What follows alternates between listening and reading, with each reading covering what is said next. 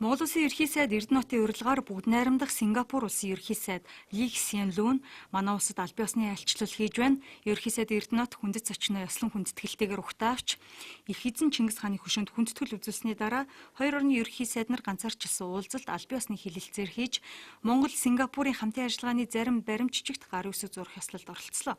Бүгд найрамдах Сингапур улсын ерхий сайд Ли Ксиан Луны айлчлал нь тус улсын засгийн газрын тэргүүн Монгол улсад хийж буй анхны айлчлал болж байгаа бөгөөд хоёр орны харилцаанд шинэ хуудас нээсэн түүх явдал боллоо гэдгийг ерхий сайд Эрдэнэт хэлэлцээний үеэр онцлон тэмдэглэсэн юм.